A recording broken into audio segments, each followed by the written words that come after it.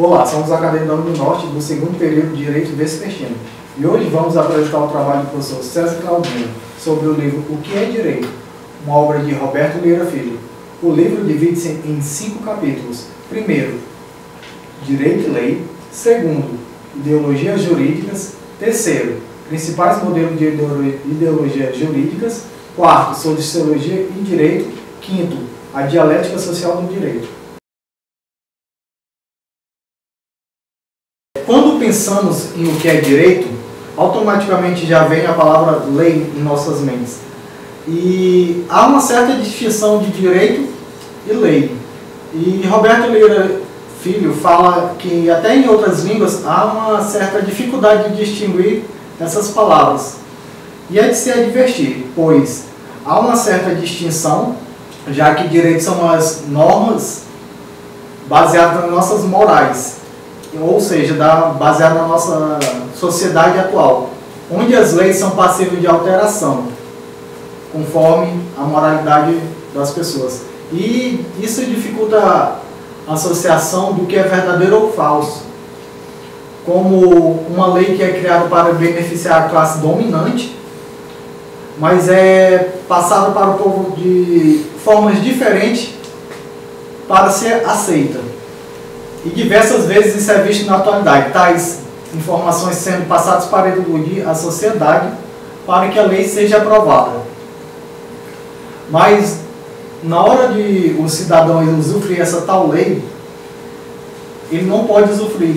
Porque é visto que ela somente é eficaz para a classe dominante, ou seja, os burgueses, que montou uma estrutura protetiva para si, como no caso os corporativistas e burgueses que se beneficiam do Estado e desfrutam dessas leis, adotando o positivismo. Assim, ferindo uma das principais palavras associadas ao direito, justiça. Surgiu uma pergunta: o direito é para quem? Com isso, gerando uma dúvida e dificuldade de saber o que é falso e o que é real, como Lira cita. O direito ele alterna e muda de acordo com a moralidade da sociedade, assim como foi citado antes. Mesmo em sistema socialista, todas as condutas são impostas pelo Estado, porém é preciso ter uma visão dialética do direito para ouvir o apelo do povo. Caso o Estado seja democrático e se nele há uma proteção de minorias, como os direitos humanos, questões trabalhistas e movimentos. Em certa parte ele aborda o pensamento de autores que criticam o dogma do direito, voltando a citar o socialismo, que para muitos é um mundo utópico. É preciso ter uma visão crítica. Então, finalizando o pensamento desse tópico, é preciso ter uma visão holística do pensamento sobre o direito, estudando as transformações do mundo e da sociedade para idealizar o conceito. Inicialmente, denota-se o significado da palavra ideologia empregado no texto como o conjunto de ideias de uma pessoa ou grupo. O fundamento de suas opiniões são reunidos em 3 categorias: ideologia como crença, ideologia como falsa consciência e ideologia como instituição. A ideologia como crença não se faz referência especial às crenças religiosas. Há uma diferença entre crenças e ideias. Ortega considerava ideias como algo que adquirimos como estudo, senso crítico. Já as crenças representam opiniões pré-fabricadas, que nos vêm com contato com a sociedade. Enfim, nem toda crença é ideologia, mas toda ideologia se manifesta como crença. A ideologia como falsa consciência é representada, por exemplo, como o do racista que prega a superioridade de uma raça em função de outra, ou do machista que se acha superior em tudo em relação à mulher. Desta forma, deforma elementos da realidade. Ela cega parte da inteligência para forjar uma imagem que lhe seja mais favorável. O marxismo propôs a explicação das origens das ideologias relacionada com os interesses e conveniências dos que controlam a vida social.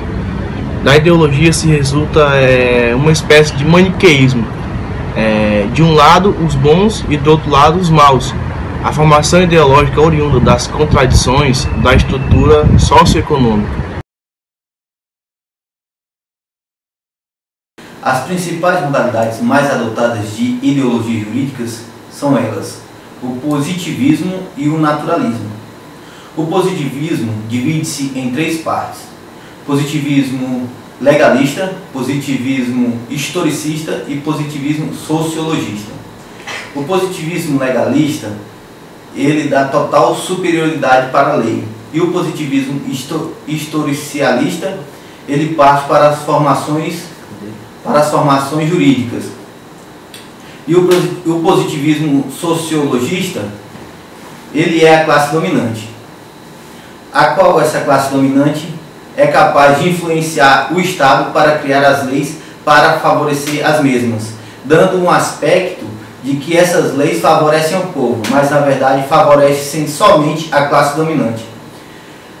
O naturalismo divide-se em três partes: o naturalismo antropológico, teológico e o cosmológico.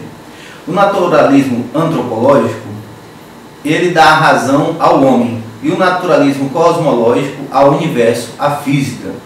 O naturalismo teológico, ele parte para a razão divina, ele faz as leis a partir das razões emitidas pelos sacerdotes, vindas de Deus.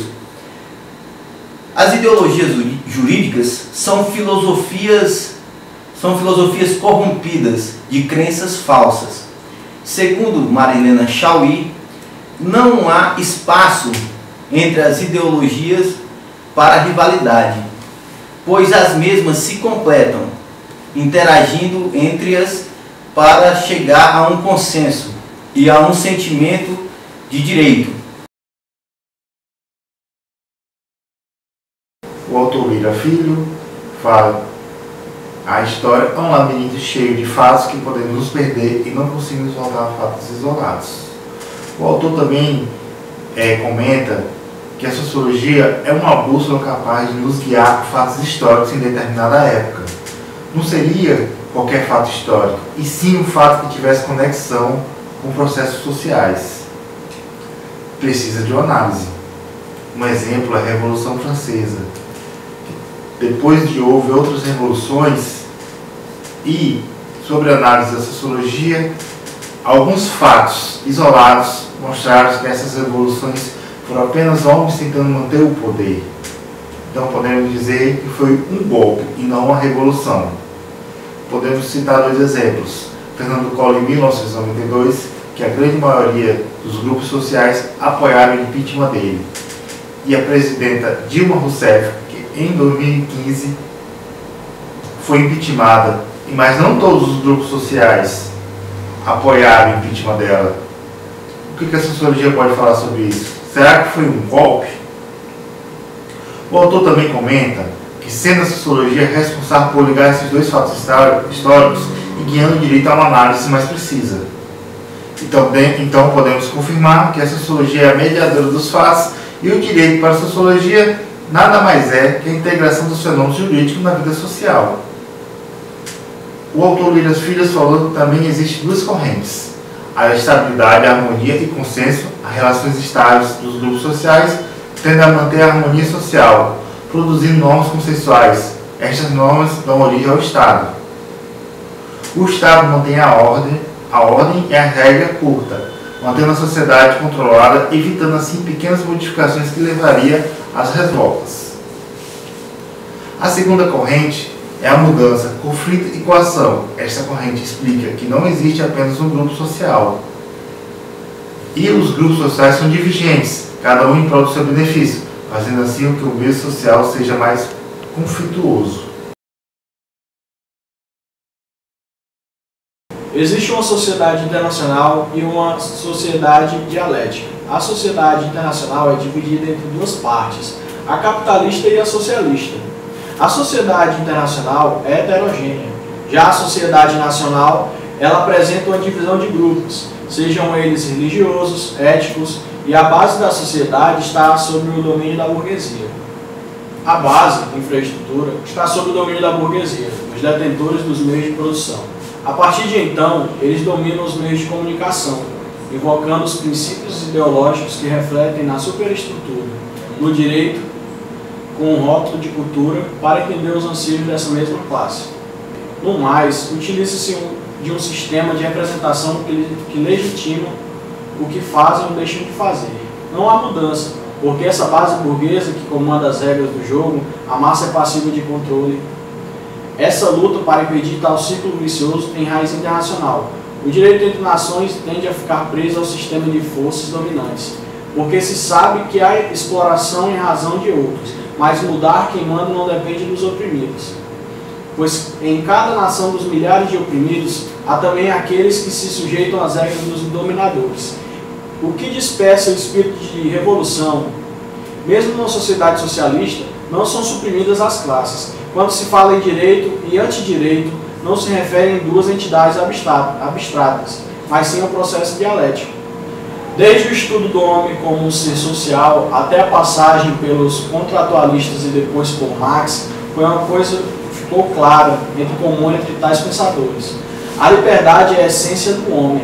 A partir de então, buscou-se sempre um direito que atendesse aos interesses cada vez maiores para manter tais liberdades. Esquece de que nem todos são iguais, e para acalentar as massas, foi criada uma igualdade formal, baseada no papel.